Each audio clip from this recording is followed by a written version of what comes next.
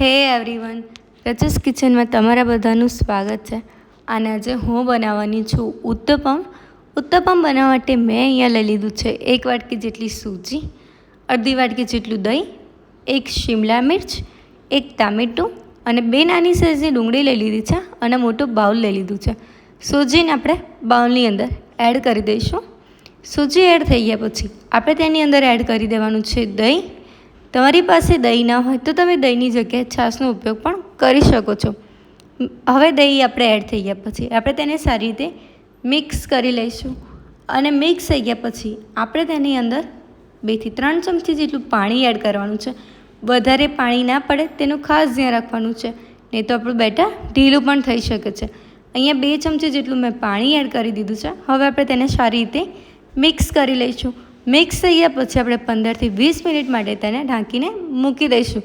ત્યાં સુધી આપણે વેજીટેબલનું ટોપિંગ્સ રેડી કરી દઈએ. તો મેં લઈ લીધી છે 2 નાની સાઈઝની ડુંગળી, ટામેટું અને કેપ્સિકમ મરચાં. અને મેં અહીંયા બાઉલ લઈ લીધું છે. હવે આપણે ડુંગળીના સારી રીતે ફોતરા ઉખેડી લઈશું. ડુંગળી છોલાઈ જાય એટલે હવે આપણે તેને નાના નાના પીસ કરી લઈશું, જેથી આપણને ખાવામાં મજા આવી જાય.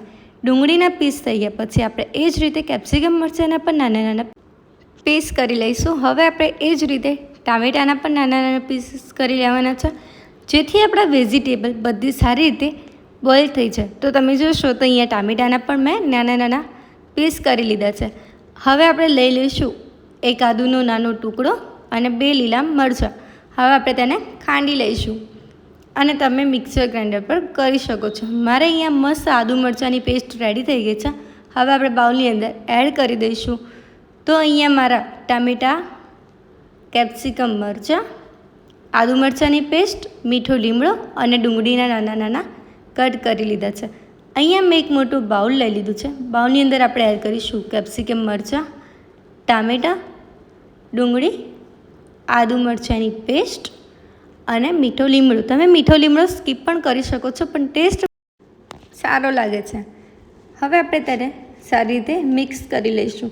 અને 15 થી 20 મિનિટ થઈ ગઈ છે. હવે આપણે આપણું બેટર જોઈએ તો સરસ મજાનું ફૂલાઈ ગયું છે. હવે આપણે તેની અંદર એડ કરી દઈશું 2 થી 3 ચમચી જેટલું પાણી અને આપણે સારી રીતે મિક્સ કરી લઈશું. પાણી એડ થઈ ગયા પછી આપણે તેની અંદર 1 ચમચી જેટલું મીઠું એડ કરી દેવાનું છે. મીઠું એડ કરીને આપણે તેને સારી રીતે મિક્સ કરી લઈશું. એના પછી આપણે અહીંયા એડ કરીશું ખાવાનો સોડા. તમારી પાસે ખાવાનો સોડા ના હોય તો તમે ઈનો પણ લઈ શકો છો. અને અહીંયા 2 થી 3 ટીપા લીંબુના રસના એડ કરી દઈશું. હવે આપણે તેને સારી રીતે મિક્સ કરી લેવાનું છે અને એક જ બાજુ ફેરવતું રહેવાનું છે. તો અહીં આપણું બેટર રેડી થઈ ગયું છે. હવે આપણે અહીંયા કરી લઈશું ગેસ ઓન. ગેસ ઓન કરીને અહીંયા તવો મૂકી દઈશું.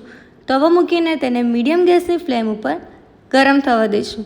ત્યાં સુધી આપણે અહીંયા બેટર જોઈએ તો અહીંયા બેટર ફાઇનલી રેડી થઈ ગયું છે. અને ઉત્તપમ બનાવવા માટે અહીંયા તમારે ગોળવાળો ચમચો લેવાનો, જેથી આપણું બેટર સારી રીતે એની અંદર આવી જાય.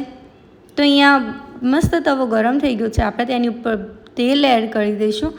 તેલ એડ કરીને હવે આપણે તેની ઉપર બેટર એડ કરી દેવાનું છે. બેટરને આ રીતે ગોળ ચમચાની મુજબથી હળવા હાથથી ગોળ કરી લઈશું. અને અહીંયા વેજીટેબલના ટોપિંગ્સ રેડી કર્યા હતા એ હવે આપણે તેની ઉપર એડ કરી દેવાનું છે.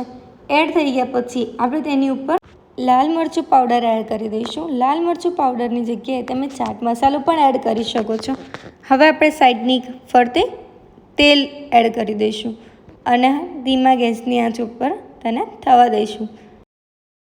હવે આપણે તેની ઉપર એડ કરી દીધું છે બધું વેજીટેબલ. હવે આપણે તાવેતાના મુજબથી બધા વેજીટેબલને દબાવી દઈશું કે જેથી સૂજીની અંદર એડ થઈ જાય. હવે આપણે તેને સારી રીતે પાછળની સાઈડ ફેરવીને થવા દઈશું. તો અહીંયા તમે જોશો તો પાછળની સાઈડ મસ્ત થઈ ગયો છે આપણા ઉત્તપમ. અને જોતાં જ ખાવાની ઈચ્છા થઈ જાય એવા ઉત્તપમ આપણે રેડી થઈ ગયા છે. મેં અહીંયા સર્વ પ્લેટ લઈ લીધી છે. હવે આપણે સર્વ પ્લેટની અંદર તેને સર્વ કરી દઈશું. તો અહીંયા મસ્ત મજાના આપણા ઉત્તપમ રેડી થઈ ગયા છે. જોતાં જ મોંમાં પાણી આવી જાય એવા સરસ મજાના ઉત્તપમ રેડી થઈ ગયા છે. અને પાછળથી એકદમ ઉત્તપમ ક્રિસ્પી થઈ ગયા છે. તો તમને મારી આ રેસીપી કેવી લાગી? સારી લાગી હોય તો લાઈક, કમેન્ટ અને શેર કરજો. ચેનલમાં નવા હોય તો જલ્દીથી જલ્દી સબસ્ક્રાઈબ કરી દો. મળી એક નવી રેસીપી સાથે. ત્યાં સુધી બાય બાય.